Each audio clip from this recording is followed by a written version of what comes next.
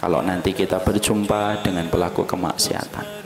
Janganlah ketaatan kita yang secuil ini menjadikan kita menyangka kitalah yang mendapatkan rahmat dan merekalah yang tidak akan mungkin mendapatkan rahmat.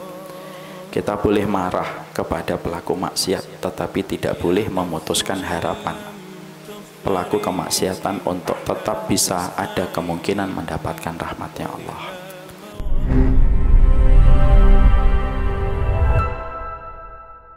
Mari kita mulai kajian kita pada kesempatan siang kali ini. Mari kita berdoa semoga apa yang akan kita pelajari betul-betul membawa keberkahan untuk setiap urusan kita insyaallah. Rabbana zidna ilma warzuqna fahma. Jangan sampai salah berdoa. Jangan sampai kita mengucapkan bismikallahumma ahya wa amutu wa bismillah. Nanti malah ngoroknya bablasan. Assalamualaikum warahmatullahi wabarakatuh. Innal hamdalillah wassalatu wassalamu ala Rasulillah wa ala alihi wa sahbihi wa man tabi'ahum bi ihsan ila yaumil qiyamah. Kepada keluarga besar Rumah Quran Musyawarah dan kepada seluruh panitia dan seluruh para pengurus dari Musyawarah dan seluruh penuntut ilmu yang hadir pada kesempatan hari ini, semoga Allah senantiasa memberikan kepada kita hati yang penuh dengan rahmat, hati yang menjadikan kita tidak terseret kepada setiap narasi pertikaian dan permusuhan. Semoga kita senantiasa mampu untuk melihat setiap orang yang beriman dengan pandangan kasih sayang, karena sesungguhnya mencintai Nabi bukan hanya mengamalkan dan menegakkan sunnahnya, tapi mencintai Nabi itu salah satunya mencintai siapapun yang menjadi umatnya Nabi.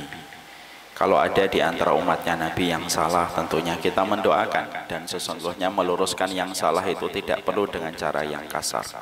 Kalau ada umatnya Nabi yang sudah solih, tentunya kita berdoa semoga kita bisa disolihkan sebagaimana orang-orang yang kita lihat di dalam kesolihan. Dan itulah yang menjadikan kita paham hari ini yang jarang itu bukan kajiannya. Hari ini yang sulit kita dapatkan itu bukanlah materinya. Hari ini yang paling berat itu bukanlah ketika kita datang pada taman ilmu, tetapi yang paling berat itu adalah ketika kita mampu memberikan hati yang rahmat kepada sesama hamba yang beriman. Semoga Allah senantiasa memberikan hati kita hati yang penuh dengan rahmat kepada sesama umatnya Rasulullah SAW. Amin. Alhamdulillah, tentunya senantiasa kita bersyukur betul kepada Allah Subhanahu wa Ta'ala atas setiap nikmat yang telah Allah berikan pada kehidupan kita. Karena sesungguhnya bukan nikmatnya yang kurang, tetapi syukurnya yang kurang ditambah terhadap apapun yang telah diberikan oleh Allah di dalam kehidupan kita. Kita tidak mungkin akan bersyukur kepada Allah atas setiap pencapaian yang kita inginkan dan telah kita dapatkan, kecuali adalah kita memiliki hati yang senantiasa ridho kepada setiap keputusan takdir Allah. Kita tentunya berusaha betul semoga kita senantiasa memiliki hati yang penuh dengan keridhaan, karena ridho itu kuncinya, dan sesungguhnya kesyukuran itu merupakan pintu yang membuka, yang akan terbuka ketika kita memiliki sebuah kunci yang bernama keridhaan. Kalau kita sudah sama-sama ridho kepada apapun takdir yang Allah berikan kepada kita, maka sesungguhnya kita mudah bersyukur, kita mudah bersabar, dan kita mudah untuk menjalani kehidupan dengan apa yang diridhoi oleh Allah ketika kita sudah memberikan ridhonya. Berulang-ulang saya sering menyampaikan sebuah kisah nyata yang membuat saya termenung. Saya pernah mengumpulkan anak-anak saya, lalu anak-anak saya pada waktu bulan itu saya berikan hadiah 2 kali dalam sebulan. Biasanya mereka saya kasih hadiah mainan itu sekali dalam sebulan. Karena saya dapat rezeki lebih, saya ngomong sama anak-anak saya, khusus bulan ini hadiahnya 2 kali. Karena Abi dapat rezeki lebih. Antum tidak usah tahu berapa rezeki yang saya dapatkan bulan itu. Biarlah jadi rahasia saya. Maka saya berkata sama anak-anak saya, ayo hadiahnya apa? Anak saya sempat komentar, biasanya kan tanggal 30 Bi. Iya, khusus untuk bulan ini ada 2 kali. Satu persatu anak saya menyebutkan mainan yang mereka inginkan. Tapi ada salah satu anak saya, sembari cengenges, dia tersenyum gitu. Lalu dia berkata, kalau saya seridhonya Abi aja. Ketika saya mendengar kalimat itu, tampaknya sepele, tetapi sangat masuk ke dalam hati dan sanubari saya. Otomatis saya langsung berkata untuk mengujinya, kalau seridhonya Abi, ya sudah, tidak usah mainan untuk kamu. Maka dia agak kaget, tapi sembari tersenyum dia berkata, ya sudah, tidak apa-apa kalau itu seridhonya Abi. Maka pada saat itu saya langsung ingin memberikan hadiah itu 10 mainan sekaligus. Cuma karena saya harus adil, saya menahan keinginan saya. Tapi di situ saya mikir bahwasanya itulah perumpamaan dan analogi sederhana. Kalau kita ridho, Allah itu memberikan keridhoannya kepada kita. Kalau kita menjadi hamba itu gampang diatur, maka sesungguhnya kita akan menjalani kehidupan ini lapang. Karena apa? Ridhonya Allah itu akan datang sebesar keridhaan kita kepada setiap takdir yang Allah berikan kepada kehidupan kita. Kita ini kadang-kadang susah bersyukur karena ridhonya tidak kita hadirkan terlebih dahulu. Dan ridho itu terkadang susah untuk hadir dalam kehidupan kita karena kita lupa kita ini makhluk dan Allah itu khalik, dan khalik itu maha berkehendak terhadap apa yang diperbuat. Nah, inilah yang menjadikan kita harus menata hati kita ini ridho. Kalau kita mendapatkan momen ketika kita mendapatkan musibah berat, kita tetap ridho karena musibah yang Allah berikan kepada kita sekali sejatinya itu memberikan kebaikan untuk kita di masa mendatang. Kalau Allah tidak memberi apa yang kita mau, bukan karena Allah tidak mampu. Allah itu mampu memberikan apa yang kita mau. Tapi Allah itu tidak memberi apa yang kita inginkan, apa yang kita mau. Karena apa yang kita mau dan apa yang kita inginkan di dalamnya ada banyak kerusakan yang tidak kita sadari. Akhirnya Allah tidak memberikan apa yang kita mau, tetapi memberi apa yang kita butuhkan. Jangan bersyukur hanya pada standar ketika keinginan kita dapatkan. Itu standar syukurnya kapitalis. Tapi kita bersyukur kepada Allah karena kita bersyukur karena Allah sudah memberikan semua kebutuhan kita, walaupun ada 1-3 perkara dari keinginan kita yang belum kita peroleh, semata-mata apa yang kita inginkan mungkin tidak baik untuk kita hari ini. Anak saya itu suka dengan coklat dan manisan. Kenapa saya tidak memberikan dan membelikan mereka manisan dan coklat setiap harinya 10 bungkus? Padahal saya punya rezeki untuk membelikan mereka itu manisan dan coklat setiap hari lebih dari 10 bungkus. Tapi kenapa saya tidak memberikan itu padahal itu yang mereka inginkan? Karena saya tahu manisan dan coklat itu tidak baik untuk kesehatan mereka di masa mendatang. Saya tahan mereka dari apa yang mereka inginkan, tapi saya cukupi kebutuhan mereka sebagai seorang anak. Begitulah cara kerja yang terkadang kita lupa ketika kita hidup dan bergantung kepada Allah sebagai As-Somad. Dan itulah yang menjadikan kita terus menata hati kita untuk selalu kita bersyukur kepadanya dalam setiap urusan kehidupan kita. Semoga kita tidak pernah kehabisan alasan untuk bersyukur kepada Allah dalam setiap kehidupan kita. Ridho kepada apapun yang telah Allah berikan kepada kita. Kalau pikiran kita sedang diombang-ambingkan setan dengan ketidakridhoan, semoga kita tetap mampu memaksa. Ridho itulah yang terbaik dan ridho itulah yang memberikan kepada kita penyembuh dari segala kekecewaan yang kita peroleh di dalam kehidupan. Semoga kita senantiasa ridho, senantiasa mudah bersyukur kepada Allah dalam setiap urusan kita. Dan semoga kita menjadi hamba yang tidak pernah kehabisan alasan untuk bersyukur kepada Allah. Semoga kita ditolong olehnya bersyukur kepadanya setiap waktu. Amin insyaallah. Kita pada kesempatan hari ini kita akan menyampaikan dan melanjutkan perjalanan estafet dari satu materi yang telah kita buka kajian perdananya pada bulan lalu, yaitu ketika kita membahas bagaimana kita mengoptimalkan amal kita, yaitu amal-amal jalan pintas yang bisa mendapatkan cintanya Allah secara cepat pada kehidupan kita. Kita tentunya paham bahwasanya umur yang Allah anugerahkan kepada kita tidaklah sepanjang umur umat sebelum Nabi Muhammad.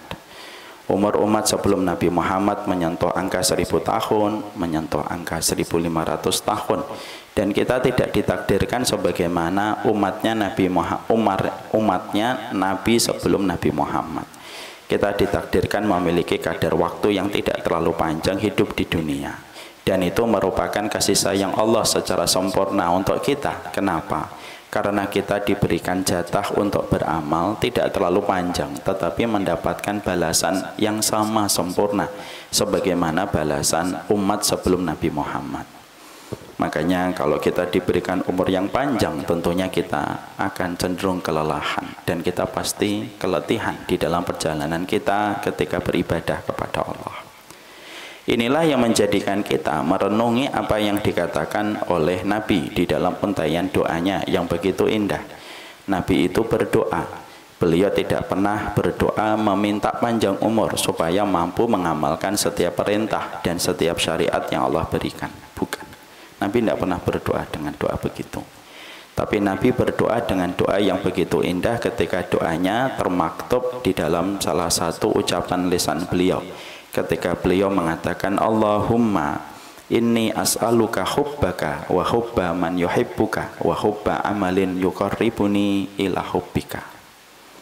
Doanya sudah hafal atau belum? Tidak usah dijawab, saya takut kecewa ya. Maka doanya ini sebagaimana yang sudah saya sampaikan bulan lalu. Sesungguhnya 3 cinta yang diminta oleh Allah, yang diminta oleh Nabi kepada Allah, yaitu ketika Nabi Muhammad mengajukan proposal doa dengan 3 permintaan cinta yang ia butuhkan dari Allah.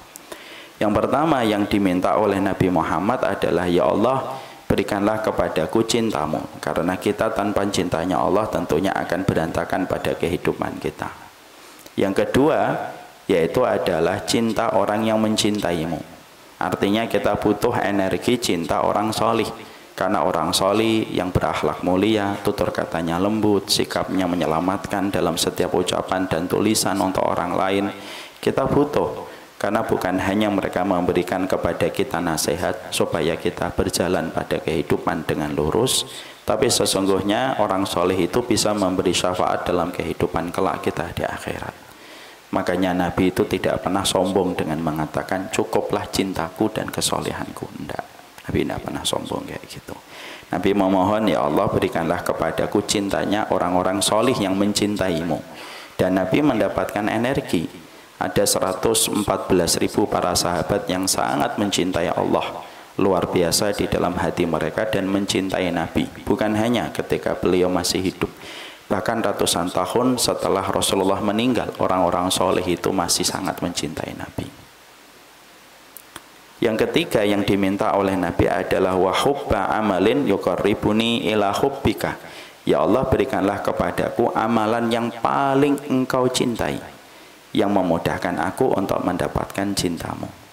Kalau kita soroti dan kita jadikan spotlight, permintaan Nabi nomor 3 ini penting. Ternyata Nabi tidak mengatakan panjangkan umurku ya Allah supaya setiap amalan itu mampu aku lakukan.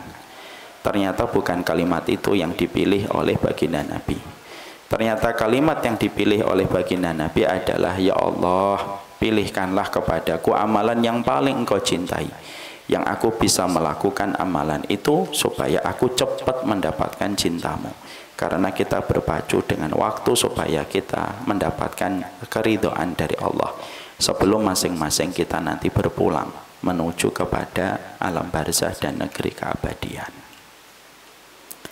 Setelah kita mengetahui itu, inilah yang menjadikan kita pada kesempatan hari ini kita mengerti bahwasanya kita akan membahas 25 amalan jalan pintas yang penting untuk kita mengerti supaya kita berpacu dengan waktu.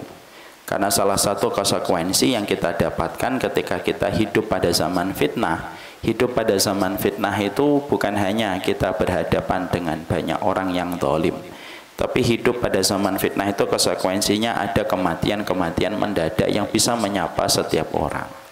Mautul faja'ah itu kematian mendadak. Makanya benar kalau ada yang mengatakan fakam min salimin mata bi ghairi illatin fakam min sakimin asyahina minad dahr. Makanya benar ketika ada seorang syair mengatakan berapa banyak orang yang sehat hidupnya lebih pendek daripada yang sakit, dan berapa banyak yang sakit kadang-kadang hidupnya itu lebih panjang daripada yang sehat. Ada orang yang memakai baju tidur sebelum beliau istirahat, Tetapi yang melepaskan baju tidurnya adalah keluarga yang berkabung di dalam kesedihan ketika beliau harus dikafani dan dimandikan. Berapa banyak orang yang memakai gamis di waktu pagi yang melepaskan gamisnya orang lain ketika dia harus dipopong untuk dimandikan. Dan berapa banyak orang yang memasukkan kunci motor yang mengambil kunci motornya orang lain ketika dia sudah bersimbah darah di atas aspal. Itu menjadikan kita semakin paham, kita semakin berpacu dengan waktu, dan kita semakin berpacu dengan umur yang kita miliki, supaya kita bisa memaksimalkan strategi kita untuk menjemput rahmatnya Allah. Karena segala sesuatu harus punya strategi. Bisnis ada strateginya, dagang ada strateginya. Maka sama ketika kita adalah sama-sama pejuang untuk memulung rahmatnya Allah pada kehidupan kelak, maka sesungguhnya menjemput rahmatnya Allah itu perlu strategi. Dan itulah indahnya ilmu ketika kita pelajari untuk menggampangkan perjalanan kita mendapatkan apa yang kita harapkan, yaitu rahmatnya Allah. Amalan pertama kemarin sudah kita sampaikan tentang bagaimana kita senantiasa tidak pernah pupus dan tidak pernah kehilangan semangat untuk berprasangka yang baik kepada Allah supaya kita mendapatkan rahmatnya Allah. Bahwasanya kita tidak boleh berhenti untuk berharap. Bahwasanya kita memang pendosa, tetapi pendosa yang tidak boleh berhenti berharap, karena Allah itu paling senang kalau ada hati manusia ketika hati itu tidak pernah berhenti berharap supaya dia mendapatkan rahmatnya Allah, walaupun dia mengakui dia itu pendosa dan banyak kemaksiatan.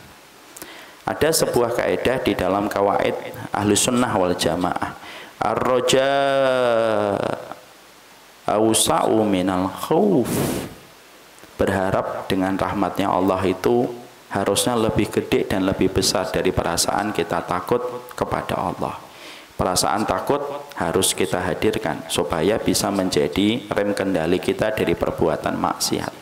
Tapi maaf, berharap kepada rahmatnya Allah itu penting, dan jangan sekali-kali kita mati kecuali kita berprasangka yang baik kepada Allah bahwasanya kita mendapatkan rahmatnya Allah. Makanya maaf ya, kalau nanti kita berjumpa dengan pelaku kemaksiatan, janganlah ketaatan kita yang secuil ini menjadikan kita menyangka kitalah yang mendapatkan rahmat dan merekalah yang tidak akan mungkin mendapatkan rahmat. Kita boleh marah kepada pelaku maksiat, tetapi tidak boleh memutuskan harapan pelaku kemaksiatan untuk tetap bisa ada kemungkinan mendapatkan rahmatnya Allah. Hadis riwayat Bukhari sangatlah indah. Nabi mengatakan ada dua orang bersahabat baik, yang satu pelaku kemaksiatan, yang satu pelaku kebaikan, dan satu pelaku kemaksiatan, yang satu pelaku kebaikan dan solih. Maka yang solih ini senantiasa menasihati temannya yang bermaksiat kepada Allah, berulang-ulang disampaikan. Tapi pelaku kemaksiatan tidak kunjung berhenti dan reda dari kemaksiatannya. Akhirnya yang solih ini hilang sabarnya. Lalu dia marah dan kemarahannya terjebak kepada kebodohan. Dia marah dan berkata, orang semacam dirimu tidak mungkin diampuni sama Allah. Ditinggalkan orang itu. Lalu orang itu yang bermaksiat ketika ditinggalkan, dia menjalani hari-hari tanpa sahabatnya ketika sahabatnya sudah pergi meninggalkan dan mengatakan, orang semacam dirinya tidak akan pernah bisa mendapatkan ampunan dan rahmatnya Allah. Apa yang terjadi?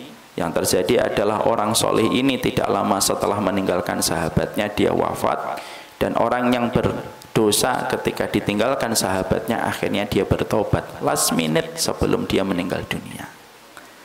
Ketika dua-duanya sudah wafat, kata baginda Nabi menghadirkan, ketika dua-duanya wafat, Allah menghadirkan dua orang ini, dan Allah menyidang dua orang ini dan berkata, man dzalladzi yata'alla alayya bi anni la aghfiru li fulan. Siapa di antara kalian yang pernah mencatut namaku dan berani mengatakan bahwasanya aku tidak pernah mengampuni hambaku? Lalu orang yang soleh itu berkata, saya ya Allah. Lalu Allah marah dan murka kepadanya. Laqad ahbattu amalaka.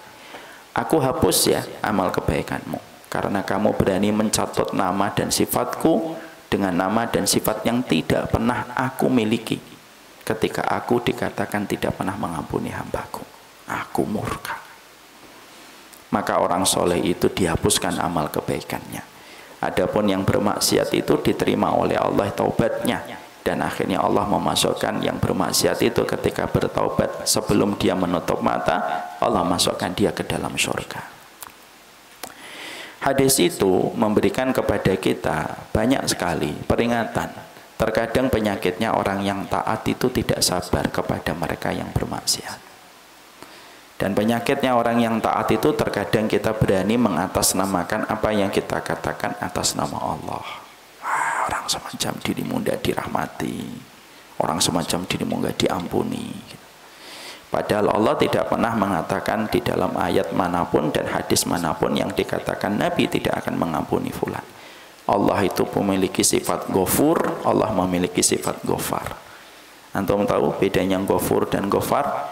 Ghafur itu sebanyak apapun dosanya, maka ampunan Allah lebih besar daripada dosa yang dilakukan manusia. Kalaupun sifat Ghafar, sesering apapun dosa yang dilakukan manusia, sesering apapun diulang-ulang, maka sifat Ghafarnya Allah itu lebih banyak daripada dosa yang diulang-ulang oleh manusia. Dan itulah yang menjadikan kita jangan berhenti berharap kepada Allah untuk mendapatkan rahmat. OOT-nya sebentar ya. Kalau nanti ada keluarga kita yang kita sayangi dan kita cintai, sudah dalam kondisi berat sakitnya tetapi masih bisa diajak berkomunikasi, tolong ingatkan dia bahwasanya dia adalah orang yang pantas mendapatkan rahmatnya Allah. Jangan cerita kembali dosanya yang membuat dia akan benci ketika akan bertemu dengan Allah. Tapi ingatkan kepadanya, kamu itu orang baik, kamu adalah orang yang bertanggung jawab, kamu telah membiayai keluarga, walaupun kita tahu dosanya dan maksiatnya. Kenapa? Supaya orang yang sakit itu tidak membenci kematian, karena membenci kematian itu dosa.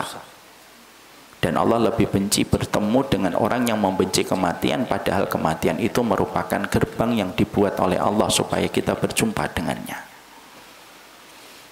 Ya, walaupun antum tahu dosanya banyak, sampaikan kebaikannya. Bapak antum sakit berat, sampaikan semua kebaikan bapak antum, walaupun antum adalah saksi bagaimana keburukan dari bapak antum. Kenapa? Supaya bapak kita pulang kepada Allah dalam kondisi ketika dia senang untuk mengharapkan rahmatnya Allah. Ya, saya tahu kekurangannya Dimas tahu kekurangan saya. Tapi kalau ada di antara kita yang akan meninggal dunia, insya Allah saya panjang umur, beliau juga panjang umur. Maka saya tidak akan menyebutkan kekurangannya Dimas. Saya akan sebutkan kebaikan-kebaikannya. Supaya apa? Supaya dia senang pulang. Dan supaya dia senang berjumpa dengan Allah. Siapapun yang senang berjumpa dengan Allah, Allah lebih senang berjumpa dengan hamba itu. Walaupun Allah tahu hamba itu membawa dosa dan maksiat. Ini yang kita harus paham. Jangan mempersepsikan Allah hanya dari satu sisi. Allah keras adabnya. Tapi kita lupa mempersepsikan bahwasanya Allah itu maha sempurna di dalam sifat rahmat dan rahimnya kepada setiap makhluknya. Amin insyaallah. Ini yang kita sudah sampaikan. Sekarang mari kita bahas yang nomor 2. Di antara amalan terbaik ketika kita menuju kepada Allah, yaitu amalan yang terbaik yang terkategorikan sebagai amalan jalan pintas manusia menuju kepada Allah Subhanahu wa taala, yaitu adalah amalan ketika kita memberikan bakti kita yang maksimal dan cinta kita yang maksimal kepada orang tua kita. Ini merupakan jalan yang kedua, dan tentunya ini tidak akan pernah kita nafikan, karena tidaklah setiap ulama, seluruh ulama itu sepakat tidak ada jalan kebaikan kecuali kebaikan yang kita berikan kepada orang tua kita, birrul walidain kita kepada mereka. Tapi saya mohon izin, Pada poin yang kedua ini saya tidak langsung menyampaikan tentang bagaimana keutamaan dan bagaimana profit serta margin yang kita peroleh ketika kita berbakti kepada ibu dan bapak kita. Karena jimat terbesar kita itu yang memang bapak dan ibu kita. Makanya kalau masih ada bapak dan ibu kita, kita masih memiliki jimat dalam tanda petik yang terbaik dan teragung, yang tidak akan mungkin bisa ditandingi oleh jimat apapun. Kita boleh kecewa, kita boleh tidak cocok, tapi bagaimanapun tidak sukanya kita dan tidak cocoknya kita, maka sesungguhnya Allah telah jadikan di atas pundak seorang bapak dan di atas pundak seorang ibu adalah jalan ke surga bagi manusia. Sebelum kita membahas itu, saya akan meminta izin untuk menyampaikan dulu bahwasanya sebelum kita belajar bagaimana kita bisa memberikan bakti kita maksimal kepada bapak dan ibu kita menjadi jalan kita untuk mendapatkan rahmatnya Allah, saya ingin menyampaikan terlebih dahulu bahwasanya sebelum bicara tentang anak yang durhaka ketika tidak berbakti, kita juga ingin bicara tentang orang tua yang durhaka dulu kepada anak. Karena terkadang anak kita ataupun kita terkadang susah berbakti kepada orang tua kita, bukan hanya karena kesalahan anak semata, tapi terkadang ada banyak orang tua yang mereka tidak pernah mengevaluasi dan tidak pernah menyadari kesalahan dan kekurangan, sehingga akhirnya ketika kita mendapatkan banyak orang tua yang tidak sadar tentang kewajiban, tidak sadar tentang komitmen, dan tidak mau memahami konsekuensi, saya khawatir kita menjadi orang tua yang hanya ingin mengharapkan bakti anak kita kepada kita, tetapi kita lupa bahwasanya kita selama ini pora-poranda memberikan cinta dan bakti kita kepada anak kita. Di balik anak yang durhaka, ternyata ada orang tua yang durhaka kepada anak sebelum anak itu durhaka kepada orang tua mereka. Karena saya lihat di sini kita hampir semuanya rata-rata orang tua. Saya juga orang tua dari 8 anak. Kita bahas dulu apa yang harus kita mengerti tentang masalah durhaka kepada anak. Nanti kalau pembahasan ini selesai, insya Allah kita selanjutnya akan membahas bagaimana keutamaan dahsyat yang Allah berikan. Bagaimana ketika kita ingin mendapatkan rahmatnya Allah, karena rahmatnya Allah itu tidak pernah berseberangan dengan keridhaan Allah, keridhaan orang tua, maaf.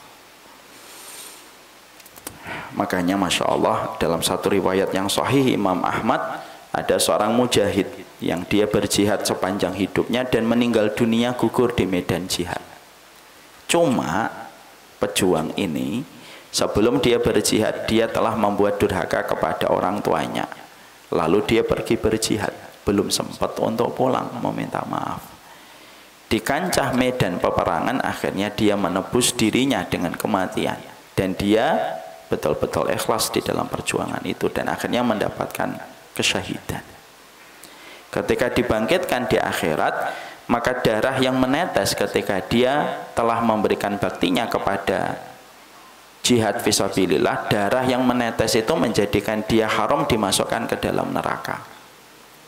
Karena api neraka itu tidak pernah bisa membakar orang yang berjihad di jalan Allah, tapi juga tidak bisa masuk surga. Kenapa dia tidak masuk surga?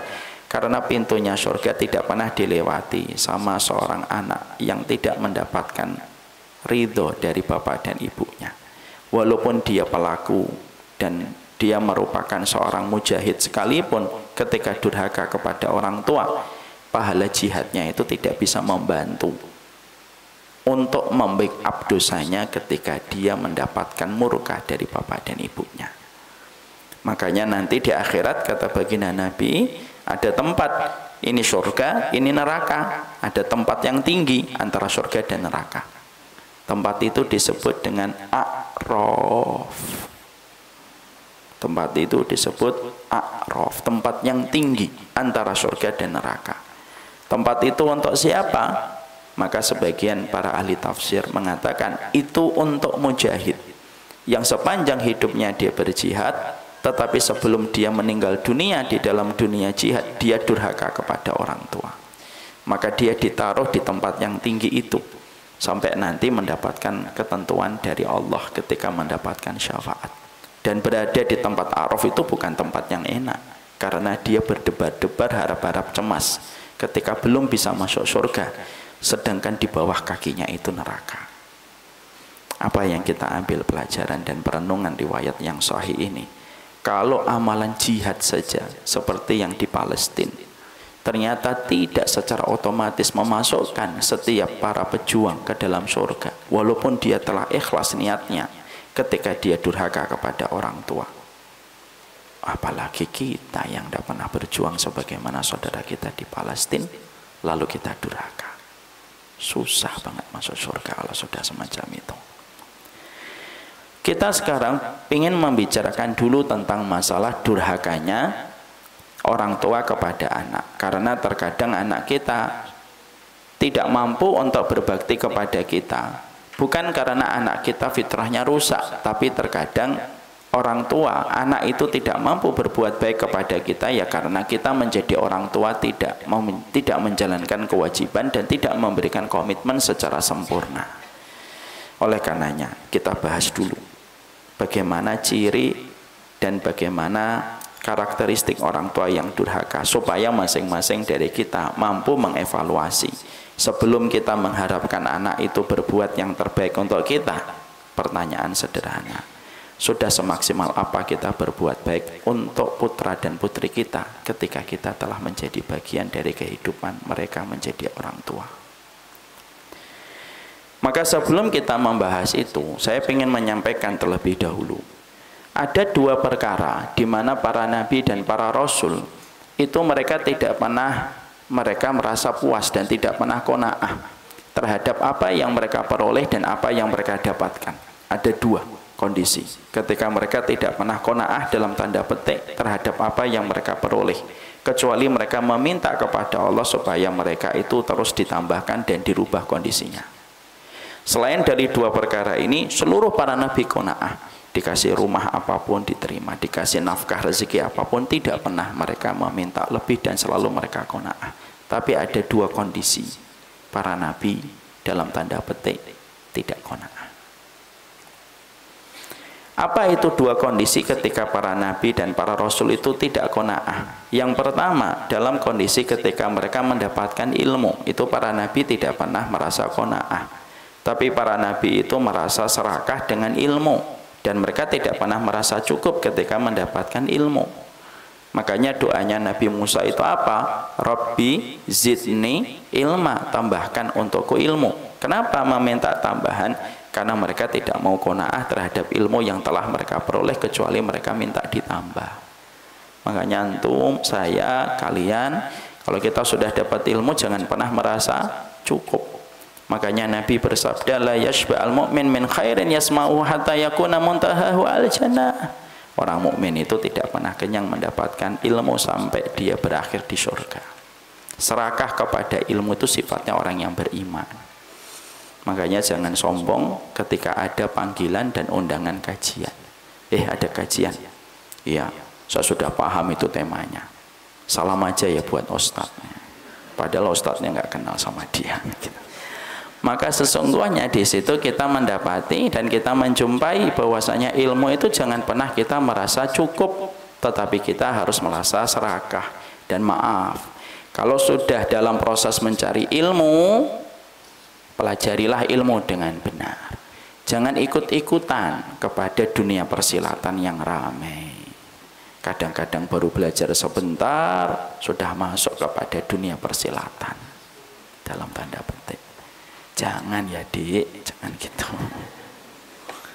Karena apa? Karena sesungguhnya kita belajar ilmu dan kita jujur kepada ilmu, dan ilmu dipakai untuk mengkritik dan mengevaluasi serta memvonis kita, bukan untuk mengkritik orang lain, karena kapasitas kita baru menuntut ilmu. Supaya tidak tambah ramai umat kita, umatnya Nabi Muhammad SAW. Yang kedua, kondisi ketika para nabi tidak pernah merasa qanaah itu apa? Yaitu ketika mereka belum diberikan keturunan. Para nabi ketika mereka belum diberikan keturunan, mereka terus berupaya, mereka terus berdoa, tidak pernah berhenti mereka berdoa supaya mereka mendapatkan keturunan. Dan tentunya kita paham bahwasanya masalah ini merupakan masalah yang difahami oleh para rasul dan para nabi. Makanya kita mendapati Nabi Ibrahim baru dikabulkan doanya setelah melewati usia 90 tahun. Baru beliau mendapatkan keturunan bernama Ismail. Nabi Zakaria lebih lagi dikasih oleh Allah. Beliau baru mendapatkan keturunan setelah beliau berusia 100 tahun ketika beliau mendapatkan Yahya. Makanya Nabi Zakaria itu terinspirasi dengan Ibunda Maryam. Ibunda Maryam itu Masya Allah wanita yang dipuji oleh Allah, dan tidak ada nama wanita yang dipuji sampai 36 kali di dalam Quran kecuali Ibunda Maryam. Ibunda Maryam itu punya mihrab di Baitul Maqdis supaya beliau tertutup dari pandangan laki-laki yang beribadah di masjid. Lah di mihrabnya Ibunda Maryam itu selalu ada buah. Kalau musimnya musim panas, buahnya itu musim dingin. Kalau musim dingin, buah yang didapatkan Ibunda Maryam itu buah musim panas. Ketika dilihat sama Nabi Zakaria sempat mikir, kok bisa musim panas kamu dapat buah musim dingin, dan bagaimana musim dingin kamu mendapatkan buah musim panas? Lalu Ibunda Maryam berkata, Allah yang memberikan kepadaku buah bukan pada masanya dan musimnya. Dari kejadian itu Nabi Zakaria merangkai doa, ya Maryam suku Maryam at-tamr fi ghairi awanihi farzuqni dzurriatan fi ghairi awani. Doanya bagus banget. Nabi Zakaria setelah melihat itu, maka Nabi Zakaria itu langsung berdoa dari apa yang dijawab oleh Ibunda Maryam. Ya Allah, Engkaulah yang memberikan rezeki buah kepada Maryam bukan pada musimnya. Maka berikanlah aku buah, berikanlah kepadaku buah, berikanlah kepadaku keturunan, walaupun keturunan itu aku dapatkan bukan pada masanya dan bukan pada umurku yang ideal. Doa ini naik ke langit dan akhirnya diterima oleh Allah. Dan akhirnya kita menjumpai dan kita mendapati Nabi Zakaria itu baru mendapatkan keturunan setelah usianya 100 tahun. Kenapa Nabi Zakaria, Nabi Ibrahim diambilkan sebagai sampel bahwasanya orang-orang yang beriman mereka itu tidak pernah kehilangan harapan untuk tetap mendapatkan keturunan dari sisi Allah, karena mereka tahu betul bahwasanya keturunan itu bukan masalah kecil tetapi dia masalah besar. Makanya ketika kita bicara tentang anak, anak itu bukan masalah sepele tetapi anak itu perkara besar. Dan itulah yang menjadikan kita memahami ternyata anak itu memiliki makanah, memiliki positioning yang sangat besar dalam kehidupan kita, yang menjadikan kita harus memahami apa fungsinya anak Allah hadirkan di dalam kehidupan kita. Bagi mereka yang telah mendapatkan amanah keturunan, apa yang harus kita mengerti tentang fungsinya anak, supaya ketika kita faham tentang fungsinya anak yang Allah hadirkan dalam kehidupan kita, tidak ada lagi kisah dan tidak ada lagi cerita bagaimana anak itu didurhakai oleh orang tuanya, lalu anak nanti durhaka kepada orang tuanya. Makanya setidaknya ada 4 fungsi yang disampaikan di dalam kitabullah. Apa itu 4 fungsi yang Allah sampaikan ketika seseorang dari kita diberikan keturunan? Dan siapapun yang mereka belum mendapatkan keturunan, insya Allah keridhaan mereka berbaras langsung dengan surga ketika mereka ridho. Tapi setidaknya ketika kita pada kehidupan ini kita bicara tentang anak, karena kita bicara tentang bagaimana kita menjadi orang tua, maka kita harus paham fungsinya anak di dalam kehidupan kita itu apa, supaya anak itu tidak kita persepsikan hanya sebatas dan semata-mata mereka meneruskan nasib dan identitas keturunan kita. Karena anak bukan hanya masalah nama keturunan, anak itu bukan hanya masalah identitas dari keturunan kita, tapi ternyata anak itu sampai kita menjumpai Nabi Zakaria 100 tahun tetap berdoa, Nabi Ibrahim tetap sampai 90 tahun tetap berdoa sampai Allah anugerahkan kepadanya Ismail. Ternyata anak itu gede sekali di dalam kedudukan kita dan positioning kita, terutama ketika kita menjadi hambanya Allah. Nah ini yang terkadang kita lupa. menjadi orang tua terkadang hanya siap secara identitas nasab, tapi terkadang belum tentu kita paham apa yang harus kita lakukan ketika kita memiliki anak keturunan. Kita bahas dulu sebelum kita bicara tentang fenomena orang tua yang durhaka dan melahirkan anak yang durhaka yang akhirnya tidak mampu menjemput rahmatnya Allah ketika sudah durhaka kepada orang tuanya. Apa 4 fungsi yang Allah akan berikan kepada kita ketika kita telah memiliki anak keturunan? Ya, bagi yang betul-betul kita telah menjadi orang tua, maka ini menjadi sebuah materi yang cukup penting. Maka 4 fungsi itu, yang pertama, sesungguhnya ketika kita telah menjadi orang tua bagi kehidupan anak kita, yang pertama, kita itu sejatinya ketika memiliki anak, anak itu kita harapkan akan menjadi tongkat bagi kita di masa tua. Sebagaimana kita telah menjadi tongkat bagi anak kita ketika anak kita masih kecil. Makanya tidak ada tongkat yang paling kita harapkan ketika kita menjadi orang tua, kecuali tongkat itu adalah anak-anak kita. Yang kiranya nanti ketika kita dewasa, ketika kita sudah berusia lanjut, anak-anak kita yang kiranya nanti akan menuntun kita, menemani kita, meramaikan kehidupan di masa senja kita. Kenapa? Sekental-kentalnya kita punya bestie dan sekental-kentalnya kita punya sahabat, fitrah hati kita itu tetap, kalau kita punya anak, kita pingin bersama dengan anak kita. Makanya maaf ya kalau kita pernah ngelewatin bangsal rumah sakit, kita mendapati ada seorang bapak atau seorang ibu gitu sakit berat gitu. Siapa yang ditanya? Teman arisannya? Enggak. Yang ditanya teman basketnya? Enggak juga. Yang ditanya selalu anak. Fatimah mana?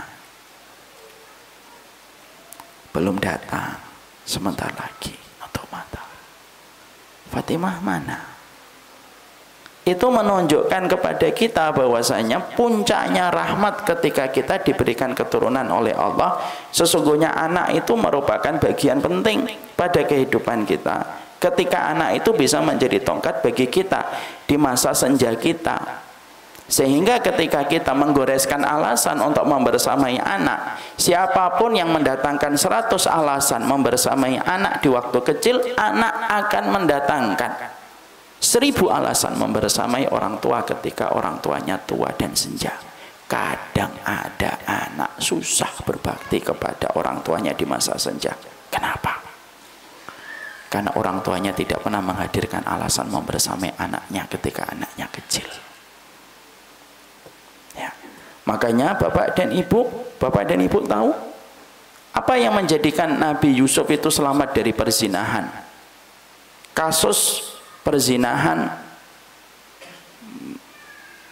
paling fenomenal dalam kehidupan di dunia itu kasus perzinahan ketika seorang wanita menggoda Nabi Yusuf. Ketika kita mendapati di dalam surat Yusuf ada sebuah peringatan yang Allah berikan kepada kita, terutama kita sebagai seorang bapak. Allah itu menyampaikan laula an ra'a burhana rabbih. Sesungguhnya Nabi Yusuf itu kalau bukan karena melihat tanda Allah, maka pastinya Nabi Yusuf itu akan berzina. Karena Nabi Yusuf itu punya perasaan yang sama kuatnya secara nafsu sebagaimana wanita istri sang raja ketika menggoda dirinya. Tapi kenapa Nabi Yusuf itu mampu memadamkan dorongan nafsunya saat itu? Allah menyampaikan kalau bukan karena tanda yang dilihat Nabi Yusuf itu berzina. Pertanyaan kita, yang dilihat Nabi Yusuf itu tanda apa? Ada 2 versi para ahli tafsir. Nanti dibuka di tafsir Imam Ibnu Katsir di rumah yang plastiknya masih belum disobek, buka surat Yusuf. Perkataan sebagian para ulama mengatakan yang pertama, Allah memperlihatkan view neraka. View neraka itu kelihatan langsung oleh Nabi Yusuf. Jahanam yang Allah sediakan secara khusus, jahanam yang Allah sediakan khusus untuk para pezina. View neraka yang dilihat langsung oleh Nabi Yusuf pada saat itulah yang menjadikan Nabi Yusuf padam nafsunya. Lalu beliau pergi. Karena Nabi Yusuf itu di atas angin untuk melakukan perzinahan itu. Kenapa di atas angin? Beliau musafir, Tidak ada yang kenal, tidak ada yang tahu. Istri sang raja sudah merahasiakan pada ruangan yang sudah dikunci dengan win-win solution yang luar biasa. Tidak akan diceritakan kepada siapapun. Itu kan di atas angin Nabi Yusuf. Makanya sebagian ulama mengatakan dia melihat api neraka. Jadi Allah gelar view-nya. Ini loh neraka, jahanam, Yusuf, kalau kamu berzina. Tapi itu bukan pendapat tunggal dalam masalah ayat tersebut. Sebagian para ahli tafsir itu mengatakan bukan itu. Tetapi yang dilihat oleh Nabi Yusuf pada saat itu adalah Nabi Yusuf itu melihat Nabi Yakub yang berbicara dengan Yusuf di dalam view itu. Lalu Nabi Yakub itu berkata kepada Yusuf, Yusuf, kamu anakku. Jadi ternyata dialognya Nabi Yusuf dengan bapaknya yang selama ini dirangkai di antara mereka berdua, itu ternyata yang hadir ketika diingat Nabi Yusuf, ketika Nabi Yusuf itu digoda dengan pesona kecantikan yang berbalut dengan hawa nafsu, ternyata yang menyelamatkan Nabi Yusuf itu apa? Dialognya Yusuf dengan bapaknya. Jadi jangan diremehkan dialognya seorang bapak dengan anak. Ibu memberikan tangki kasih sayang kepada anak. Bapak itu merangkai kebersamaan. Karena yang paling akan membentuk karakter anak kita itu ya seorang bapak. Makanya akhirnya fungsi yang pertama yang Allah sampaikan di dalam kehidupan anak ketika Allah hadirkan pada kehidupan kita itu apa? Yang pertama, anak itu menjadi tongkat bagi kita. Kadang-kadang, maaf, anak kita tidak mau menjadi tongkat bagi kita ketika kita tua. Mungkin kita yang tidak pernah mau jadi tongkat bagi dia ketika dia masih kecil. Dengan alasan hobi, dengan alasan karir, dengan alasan pekerjaan. Lalu kita tidak pernah menghadirkan alasan supaya kita bisa mengulurkan tongkat untuk mereka di waktu kecil. Tongkat yang kita patahkan untuk mereka di waktu kecil, tongkat itulah yang tidak akan pernah berubah menjadi tongkat bagi kita di masa tua. Akhirnya apa? Bapak yang selalu menghadirkan 1000 alasan untuk tidak membersamai anak, demi Allah, Allah akan menghadirkan di dalam hati sang anak 1 juta alasan untuk tidak membersamai orang tuanya di masa tua. Dan itu mengerikannya di situ. Makanya yang pertama, anak itu fungsinya apa? Untuk menjadi tongkat bagi kita di masa kita tua. Itulah anak yang kita harapkan. Makanya kalau kita memiliki anak, kita lelah, ya lelah. Tidak ada yang tidak lelah. Karena apa? Orang yang bermaksiat pun juga mereka merasakan kelelahan. Itu yang pertama. Yang kedua, fungsinya anak yang hadir pada kehidupan kita itu apa? Yang kedua, yaitu fungsinya anak yang hadir pada kehidupan kita, yaitu anak itu akan menjadi penerus estafet kebaikan kita ketika kita nanti telah berkalang tanah di dalam kubur. Karena sesungguhnya setiap ilmu yang kita sampaikan, setiap ketaatan yang kita kerjakan, lalu anak kita melakukan apa yang kita perintahkan, lalu kita betul-betul mendidik anak tersebut dengan ketaatan, sungguh demi Allah, ketika kita sudah meninggal dunia, demi Allah, amalan kita, argonya tetap berjalan untuk kita. Kapan? Ketika anak-anak kita tetap meneruskan amal solih yang kita lakukan. Kita ngajarin anak kita sederhana, minum pakai tangan kanan. Sepanjang sisa hidupnya anak itu minum dengan tangan kanan. Argonya berjalan untuk kita. Kita menyampaikan kepada anak, habis isya tidur ya nak.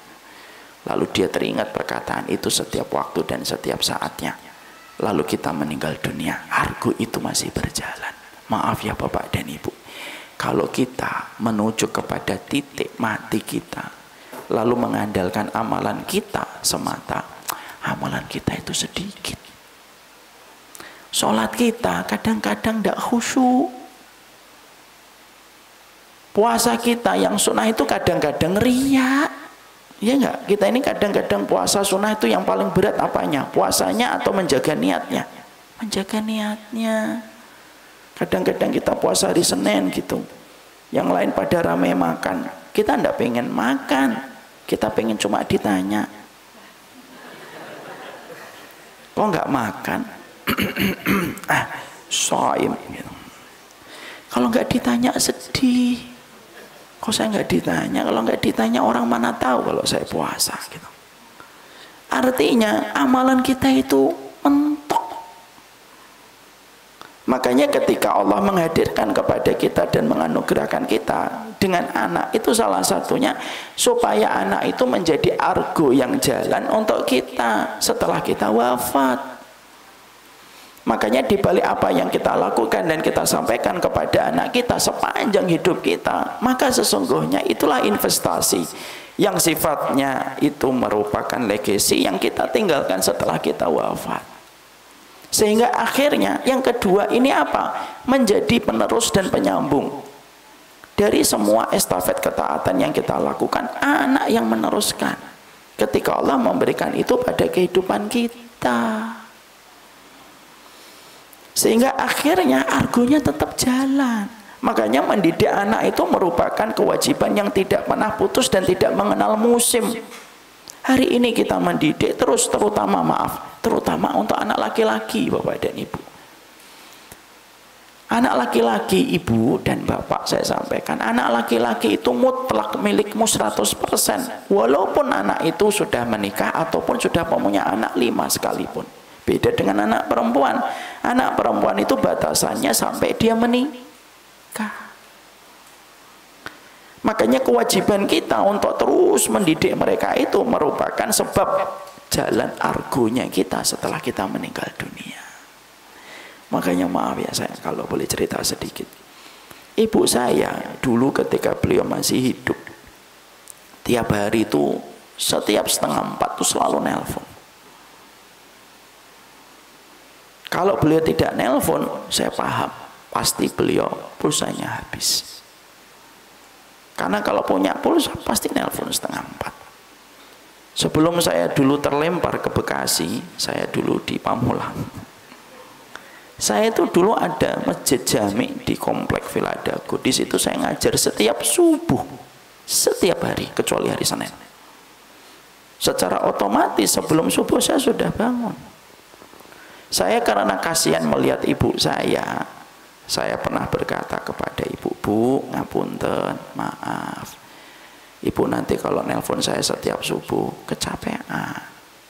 Saya sudah bangun kok, insya Allah. Ada perkataan ibu saya yang menghujam ke dalam hati, tidak bisa saya lupa. Beliau ngomong begini, Nak, kamu bangun atau tidak bangun, itu kewajiban kamu sama Allah. Dan tanggung jawab kamu sama Allah. Tapi ibu membangunkan kamu setiap pagi, itu kewajiban ibu kepada Allah. Ya sudah, saya terima. Beliau nelpon setiap pagi. Makanya beliau kena serangan jantung hari Ahad malam, Ahad subuhnya masih nelpon saya. Udah bangun, sampun.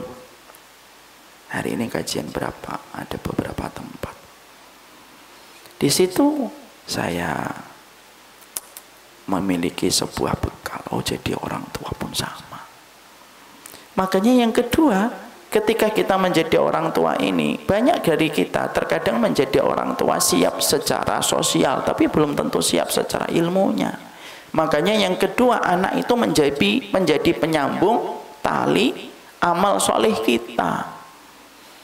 Ya. Makanya itulah yang menjadikan kita selalu mengerti. Saya itu selalu memahami. Punya anak 1, punya anak 5, sama capeknya.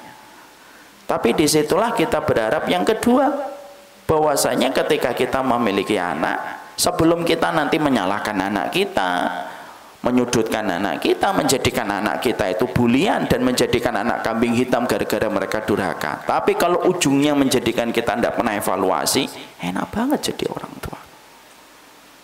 Makanya yang kedua itu apa? Kita harus paham, anak itu kedudukannya besar. Anak itu menjadi penyambung tali amal soleh kita ketika wafat. Yang ketiga, kata para ulama, yang ketiga kedudukan anak itu untuk apa? Kedudukan anak yang ketiga itu adalah anak itu yang akan setia mendoakan kita. Karena yang paling setia mendoakan kita di dalam perjalanan hidup kita itu cuma 3. Bapak ibumu kalau masih hidup, pasangan hidupmu, suami istri, kalau masih dia belum menikah, dan yang ketiga itu anak. Di antara tiga kemungkinan ini yang paling lama kemungkinannya untuk mendoakan kita itu siapa? Yang ketiga anak. Orang tua kita biasanya kita yang menaburkan tanah ketika mereka wafat. Pasangan hidup kita ada kemungkinan nikah lagi ketika kita wafat. Makanya kalau kita wafat, pasangan kita nikah lagi boleh? Boleh, tidak ada masalah.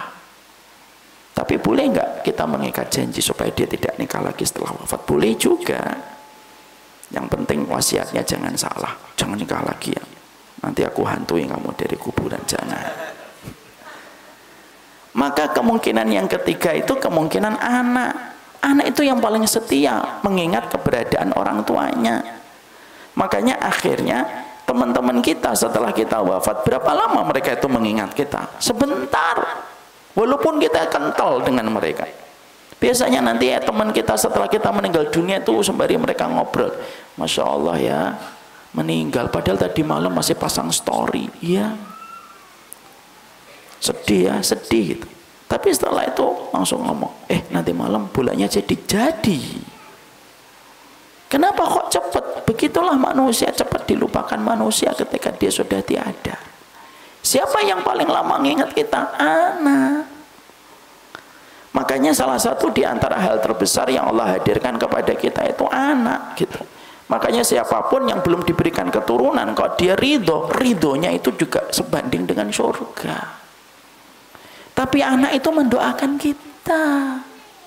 Tapi ingat, tidak setiap doanya anak kepada kita itu nyampe. Sampai kapan? Sampai anak itu sholih.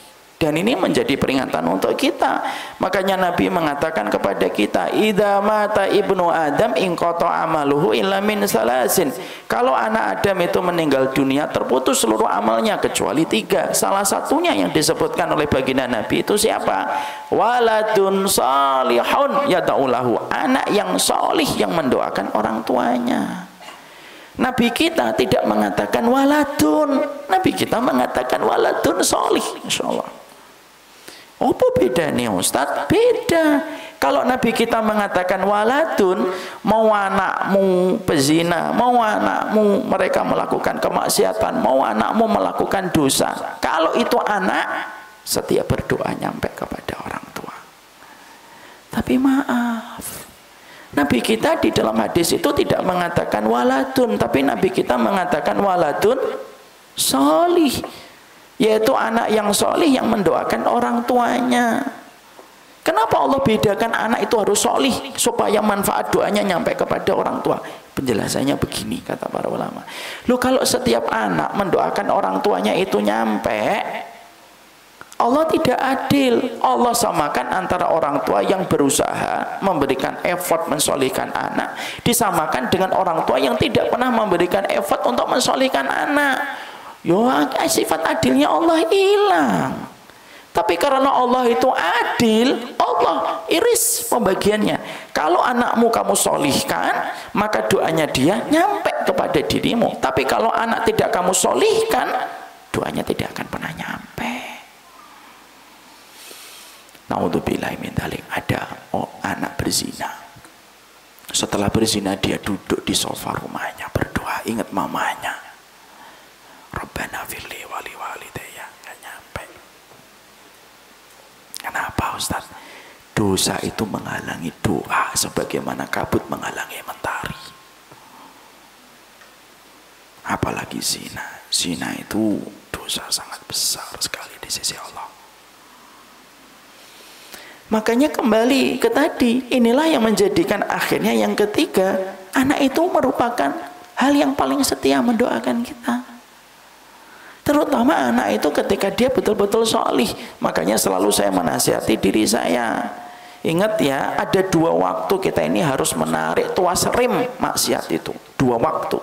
2 waktu itu kapan Ustaz? 1, kalau kamu orang tuanya sudah meninggal, sudahlah, jangan banyak maksiat kalau orang tuamu sudah meninggal. Kenapa Ustaz? Karena orang tuamu berkalang tanah di dalam kubur itu menantikan doamu setiap waktu, lebih besar dan lebih sering daripada ingatan kamu tentang mereka.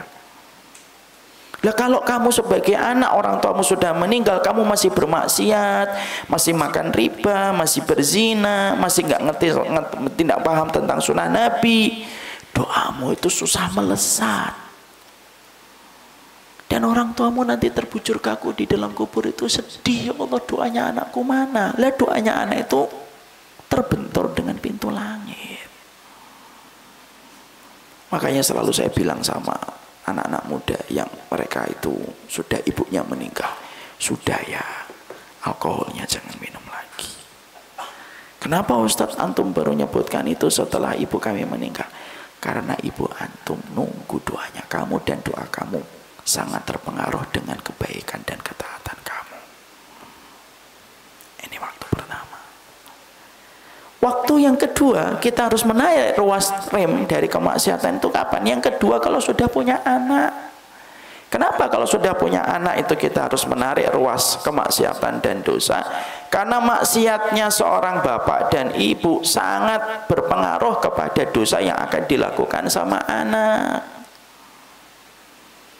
Kalaulah diabetes bisa turun kepada anak, cancer dalam beberapa kasus case-nya itu bisa turun kepada anak, jantung juga sama. Loh, diabetes saja bisa turun sama anak, loh apalagi tentang kemaksiatan kita, apalagi tentang ketaatan kita. Makanya kalau ada orang tua kok dia masih bermaksiat, yang paling kasihan tuh anak. Anaknya nanti juga akan lebih mudah bermaksiat. Kalau sudah bermaksiat, maka feedbacknya kembali lagi kepada orang tua. Orang tuanya apa? Nanti doa tidak nyampe kepadanya ketika anak itu melakukan kemaksiatan. Itu pun cikal bakalnya itu kemaksiatan datang dari dirinya.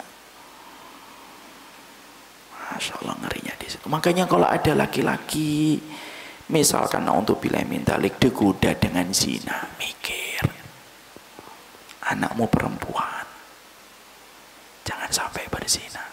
Konsekuensinya terlalu panjang. Apalagi zina ya, zina itu utang. Azina dainun wa qada'uhu fi ahlihi. Zina itu utang, dan cara membayar utang itu melalui anak keturunannya. Makanya ada satu kisah nyata yang saya baca di Mesir. Ada seseorang ratusan tahun yang lalu, dia membaca perkataan Imam Syafi'i, itu gemeter dia. Dia panggil budaknya, sini budak.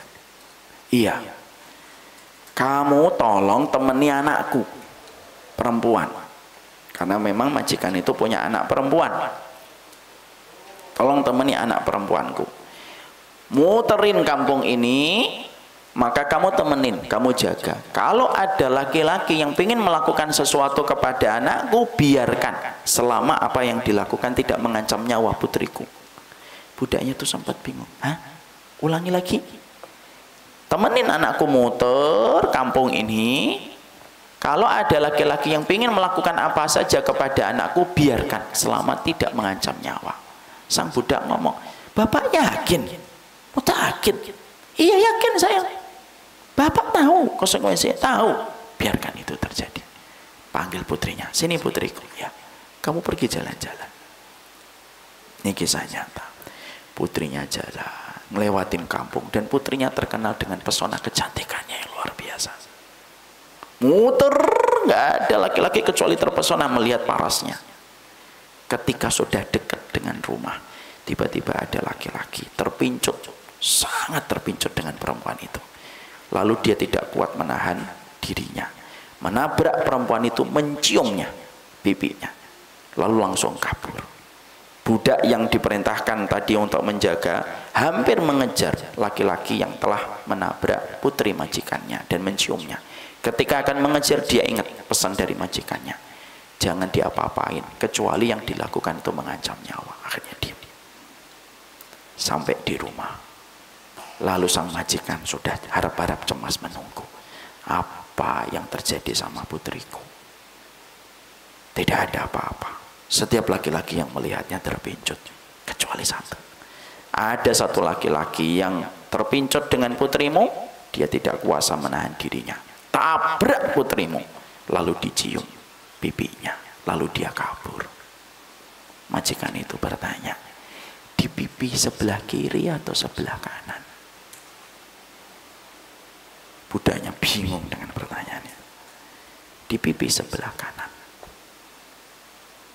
Lalu majikan itu bertakbir dan bertahmid.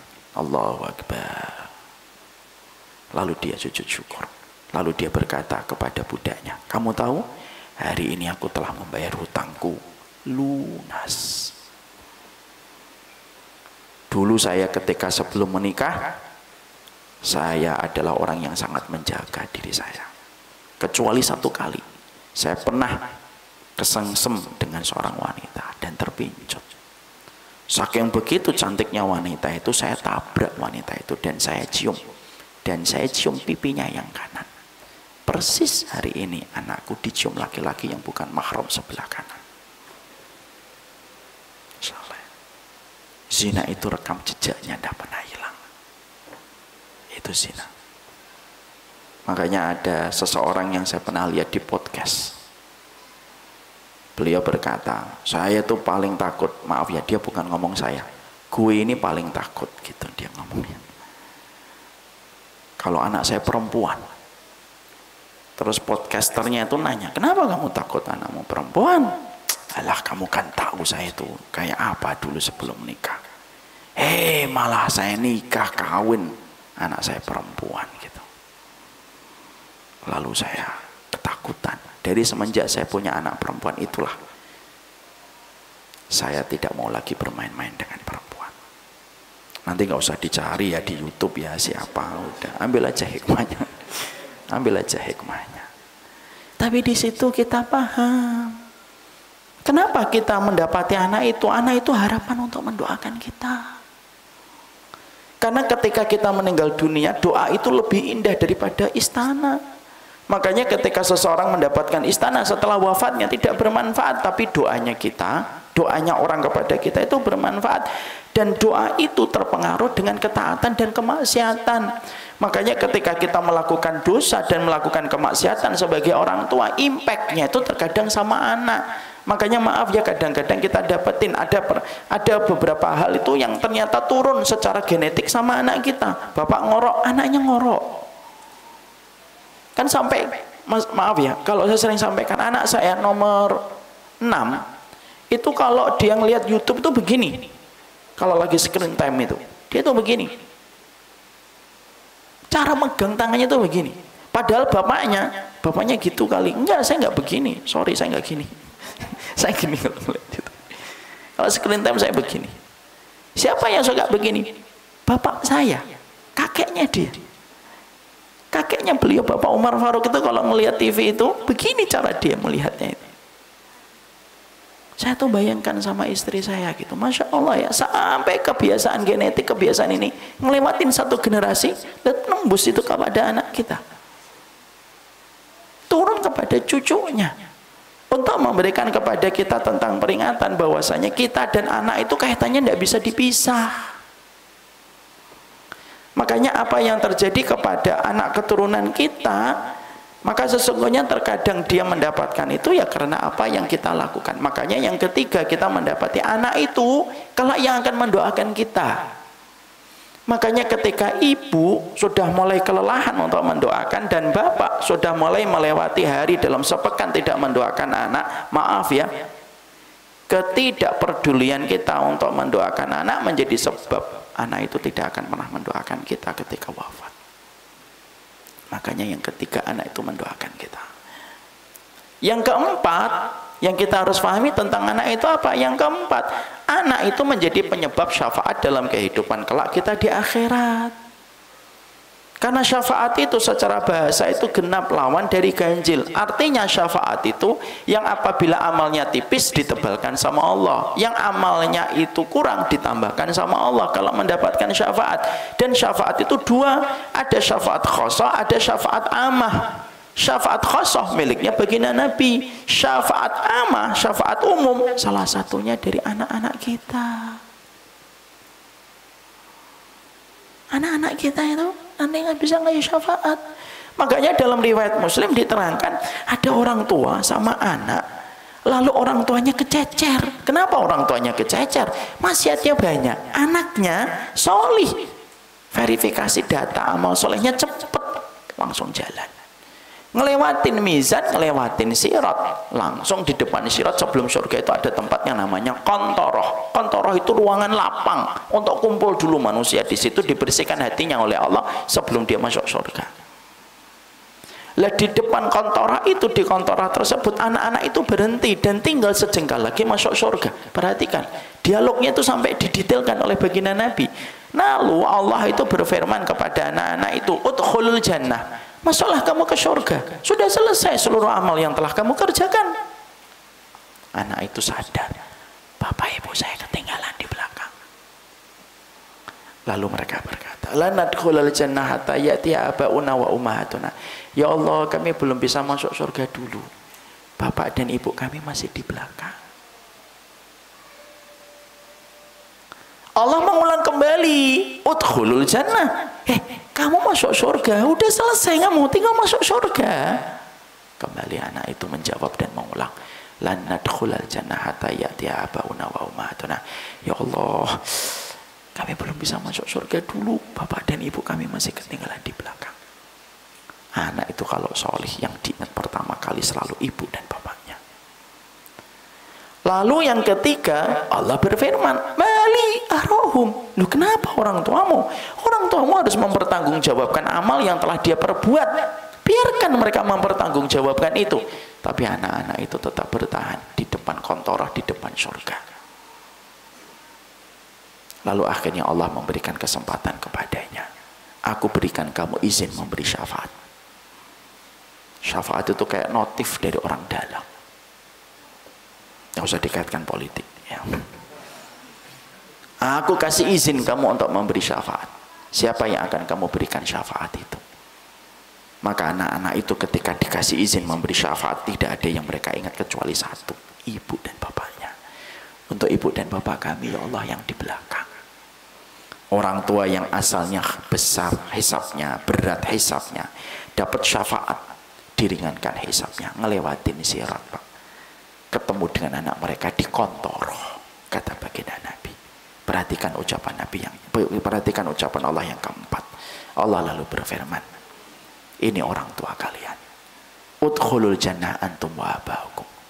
Ini orang tua yang tadi kalian tunggu. Sekarang masuklah kalian bergandengan bersama orang tua kalian menuju surga.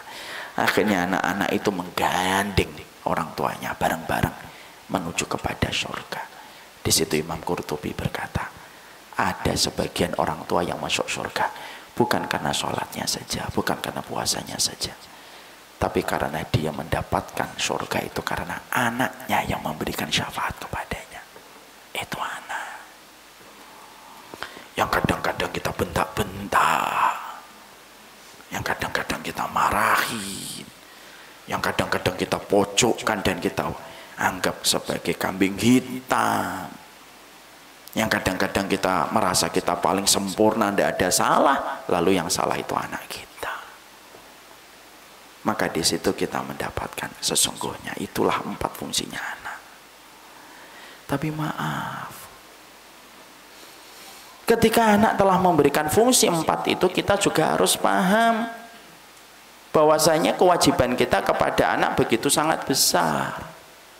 Dan ternyata hari ini yang kita akhirnya bicara tentang berbakti itu kadang susah. Kenapa berbakti itu sekarang menjadi materi yang sangat sulit di tengah banyak anak yang mereka itu terkena hutang pengasuhan? Karena terkadang pembicaraan tentang materi agama selalu bicara satu arah, anak yang wajib berbakti kepada orang tua. Tidak apa-apa, itu baik, benar. Tapi saya juga ingin menyampaikan ternyata para ulama dari hasanah keilmuan mereka terdahulu, mereka tidak hanya menyampaikan tentang kewajiban anak kepada orang tua, tapi mereka juga menyampaikan sebelum menyampaikan kewajiban anak kepada orang tua, harus disampaikan dulu materi kewajiban orang tua kepada anak supaya balance. Makanya maaf ya Bapak dan Ibu, ada salah satu video saya, entah siapa yang motong gitu. Itu di video tersebut engagementnya besar, view-nya sudah hampir 10 juta atau 9 juta saya lupa. Engagementnya gede sekali. Maka saya ketika melihat video itu muncul di serambi timeline saya tertarik untuk melihat komennya. Komennya 30.000 komen. Isi videonya tentang apa? Maafkan ibu dan bapakmu. Karena hidup terlalu berat kalau menyimpan nama orang yang kita benci di sepanjang sisa hidup kita, terutama ketika nama yang kita benci itu nama ibu dan bapak kita. Maafin. Videonya hanya itu aja loh. Apa komentarnya yang 30.000 itu? Hampir 50% itu tidak sependapat dengan video yang saya sampaikan. Ustadz sih ngomong, Ustadz nggak pernah tahu bapak dan ibu saya itu kayak apa. Ustadz, tolong antum datang ke rumah saya, lihat tuh bapak saya itu kayak apa. Maafin, enak bener. Kamu tuh nggak pernah tahu kasus yang saya hadapi dari kecil sampai saya dewasa tanpa bapak saya. Itu hampir yang senada itu. Ribuan. Dari kejadian itu akhirnya saya tidak marah-marah, saya nggak langsung membuat akun palsu untuk menjawab. Nah, saya tidak serendah itu. Tapi dari kejadian itu membuat saya itu berpikir, oh Masya Allah ya betul ternyata apa yang disampaikan oleh para ulama, salah satunya di kitab Hababullah Abdul Badawi Al-Khalafi. Sebelum bicara tentang ridhonya orang tua, kita itu harus mau dan harus berlapang dada untuk bicara tentang bagaimana kewajiban orang tua kepada anak. Karena kita dan anak kita itu kayak benda dengan bayangan. Maka kita ini bendanya, anak kita itu bayangan. Kalau bendanya bengkok, ya bayangan bengkok.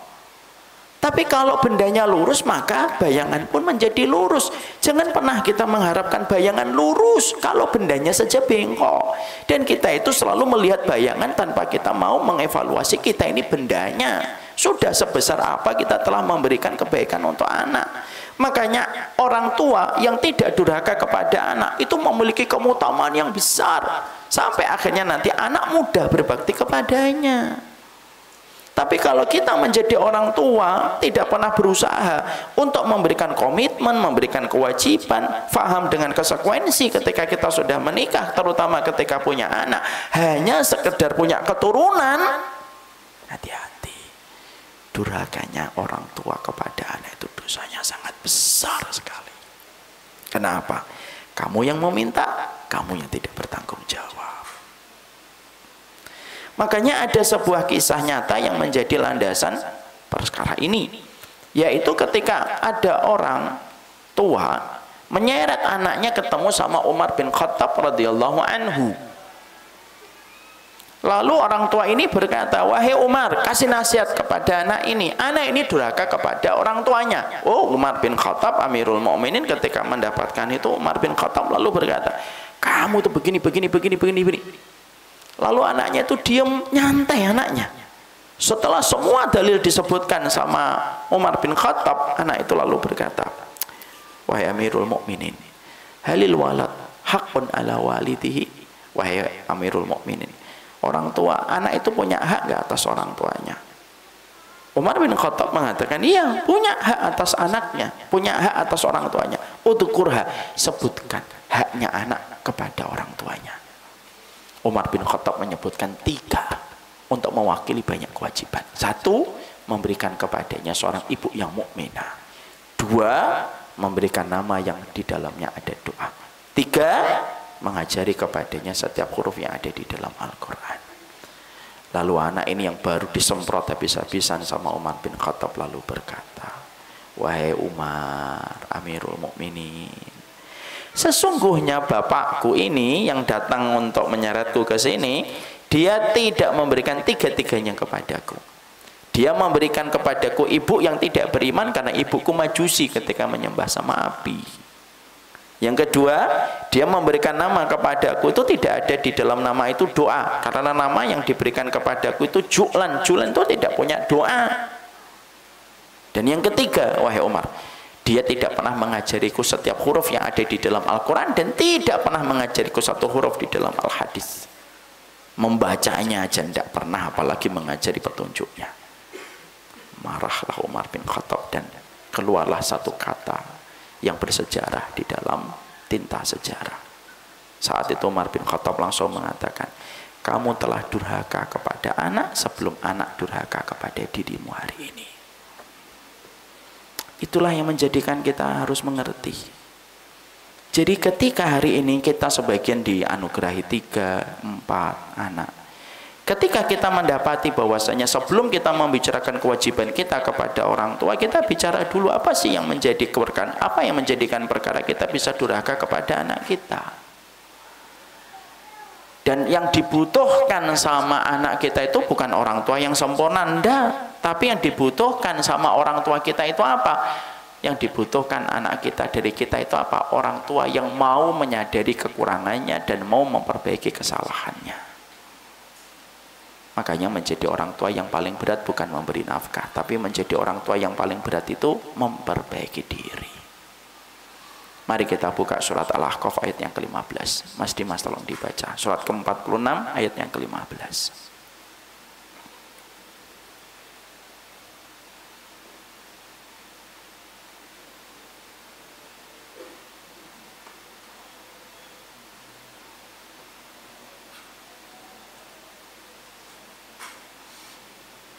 Surat ke-46 ayat ke-15. Terjemahnya aja, Mas. Kami perintahkan kepada manusia supaya berbuat baik kepada dua orang, ibu, bapak. Ibunya mengandungnya dengan susah payah dan melahirkannya dengan susah payah. Mengandungnya sampai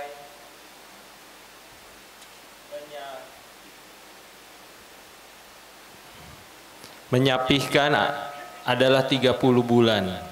Ini tentang bagaimana pengorbanan orang tua dulu yang disampaikan oleh Allah. Terus. Sehingga apabila dia telah dewasa dan umurnya sampai 40 tahun, ia berdoa. Ini Masya Allah. Apa yang nanti kita akan dengarkan dari Akhi Dimas, ini bicara tentang kurikulum bagi orang yang beriman kalau sudah 40. Akhi Dimas sudah 40, biasanya nggak mau dijawab kalau pertanyaan tentang umur. Ya udah, teruskan aja. Apa itu kurikulumnya tentang masalah 40 tahun kalau sudah kita dapatkan? Baca Mas Dimas. Ya Tuhanku, tunjukilah aku untuk mensyukuri nikmat Engkau yang telah Engkau berikan kepadaku dan kepada ibu bapakku, dan supaya aku dapat berbuat amal yang soleh yang Engkau ridhoi. Kurikulum pertama adalah ketika kita sudah 40 itu banyak berterima kasih kepada Allah karena sebagian besar kenikmatan hidup pernah kita cicipin walaupun dalam batasan normal dan wajar. Pesawat terbang sudah, makan daging sudah, berlayar sudah, apapun sudah kita nikmati. Ada yang berlebih, ada yang standar, dan itu sudah kita lewati kalau 40 tahun. Berarti kalau sudah 40 tahun banyak bersyukur, berterima kasih, dan banyak berbuat baik kepada orang tua. Makanya maaf, mendapatkan orang tua ketika kita sudah 40 tahun itu karunia. Itu karunia sekali. Antum 40 tahun orang tuanya masih hidup. Itu gede sekali karunianya itu. Tidak setiap orang tua, tidak setiap anak yang 40 tahun masih ditemani orang tua. Saya contohnya 40 sudah tidak lagi ditemani orang tua. Istri saya tercinta 38 sudah tidak lagi ditemani orang tua. Makanya kalau ada anak ditemani orang tua sampai usia anak itu 40 tahun itu karunia. Karena apa? Allah sedang mendekatkan surga untuknya selama dia paham kalau arti dipanjangkan umur orang tuanya itu berarti surga sedang didekatkan. Clear ya di sini. Terus doanya setelah itu. Berilah kebaikan kepadaku dan memberi kebaikan kepada anak cucuku. Perhatikan. Doanya setelah itu apa? Setelah orang tua apa? Fokusnya kurikulum. Kalau kita sudah 40 tahun itu apa? Fokus sama anak. Hobi mulai dikurangi, ambisi karir mulai dikurangi. Kenapa? Fokus sama anak kalau sudah 40 tahun itu. Makanya permintaannya apa? Wa aslihli fi dzurriyyati. Berikanlah kebaikan yang mengalir kepadaku dan mengalir kepada keturunanku. Artinya kalau sudah 40 tahun masih terlalu membesarkan hobinya, masih membesarkan ambisinya, masih terlalu besar dengan karirnya dan lupa dengan anaknya, biasanya akan jadi masalah di masa tua nanti. Teruskan setelahnya. Sesungguhnya aku bertaubat kepada Engkau dan sesungguhnya aku termasuk orang-orang yang berserah diri. Bapak dan Ibu bisa nyadari nggak? Setelah kita meminta doa, ya Allah perbaikilah keturunan yang mengalir kepadaku dan kepada keturunanku, artinya kita fokus sama anak, diksi kalimat setelahnya itu dahsyat sekali. Apa kalimat setelahnya? Ini tubtu ilaika, saya taubat ya Allah. Artinya orang tua yang berharap supaya kebaikan itu mengalir sama anak itu tidak bisa datang kecuali satu dulu, orang tuanya harus taubat dulu. Makanya kalimat yang ada setelah itu bukan ini sholaitu, bukan ini tasaddaqtu, bukan ini hajjastu, tidak. Tapi kalimat setelahnya, setelah kita minta ya Allah berikanlah kebaikan kepadaku dan kepada keturunanku, kalimat setelahnya saya taubat. Jadi menjadi orang tua itu yang pertama kali ketika kita ingin untuk mendapatkan kebaikan yang mengalir sama anak, jadi orang tua itu taubat dulu. Ini tuh betul, saya taubat ya Allah. Makanya betul kalau akhirnya kita mendapati ada perkataan bagus sekali, anak itu tidak butuh orang tua yang sempurna. Nggak akan ada. Tapi anak itu butuh orang tua yang mau memperbaiki dan mengevaluasi dan tahu kekurangannya. Makanya Allah sampaikan apa? Ini tuh betul. Anak kita itu kadang-kadang nggak butuh orang tua yang pinter. Makanya maaf sekali, banyak orang tua pinter S2, S3 renggang sama anaknya. Tapi maaf, kadang-kadang kita menjumpai ada orang tua cuma tukang genjot sepeda dan tukang genjot becak, tapi dekat dengan anaknya. Kenapa? Karena terkadang itu dipengaruhi dengan sikap orang tua yang mau untuk mengevaluasi. Makanya kalimat setelahnya apa? Ini tuh betul, saya tobat dulu. Karena apa yang akan didapatkan anak kita itu terkadang apa yang menimpa sama anak kita itu tidak lepas dari apa yang kita lakukan ketika kita menjadi bapak dan ibunya. Nah kalau kita menjadi orang tua hanya maunya diberikan taat dan bakti oleh anak, tapi kita juga tidak mengevaluasi kesalahan kita itu sudah sebanyak apa, tidak akan pernah beres urusan ini. Makanya maaf ya Bapak dan Ibu, saya menyampaikan banyak sekali yang datang ke kantor kita untuk konsultasi. Salah satu yang paling banyak konsultasi, hampir 60% itu tentang apa? Tentang hubungan anak dengan orang tua. Yang terakhir, saya dapat ada bapak-bapak ibu umurnya udah 60 tahun datang ke tempat kantor kita. Lalu sang suami cerita, istri saya tidak bisa tidur Ustaz, kena anxiety. Kalau sudah panik attack, deg-degan, berdebar-debar gitu, cemas, keringatan gitu. Sudah datang ke psikolog, Pak, Ibu, belum Ustaz, pengen datang ke sini dulu. Saya tanya ibunya, sudah punya cucu Pak? Ada apa Bu? Iya Ustaz, nangis beliau. Saya juga nggak ngerti apa yang saya rasain. Kalau malam tidak bisa tidur, sampai subuh. Baru setelah itu paginya ngantuk sebentar gitu. Makanya saya ngedrop. Apa yang paling diingat? Coba Ibu dan Bapak bisa ngambil perkiraannya. Yang diingat adalah saya tuh ingat waktu saya SD. Berarti kalau 60 tahun SD itu 10 tahun lalu, umur 10 tahun berarti 50 tahun yang lalu. Dia bercerita begini. Saya tuh punya bapak dan ibu Ustadz, yang mereka itu tidak sesuai dengan apa yang saya inginkan. Bapak saya orangnya supel dan komunikatif, tapi di luar rumah. Sekalinya pulang ke rumah, bapak saya pendiam. Saya punya ibu orangnya ramah. Kalau sudah ketemu sama teman-teman kampungnya ramah ibu. Tapi kalau sudah pulang, pendiam. Bapak ngambil kamar di depan, ibu mengambil kamar di belakang. Sepanjang saya melihat semenjak saya kelas 6 SD, tidak ada pembicaraan antara bapak dan ibu. Bapak kalau pergi, maka omongannya cukup standar. Ya, tidak, ya, tidak. Ibu kalau di rumah masak, selesai, pergi, langsung pergi. Nanti bapak makan sendiri. Dan itu dilihat oleh beliau. Dari semenjak kelas 6 SD. SMP, SMA, dia pengen ngomong, Pak, Ibu, Mbok rukun. Tapi tidak kuat dan tidak tega ngomong. Dan akhirnya ibu dan bapaknya meninggal ketika beliau SMA dan kuliah.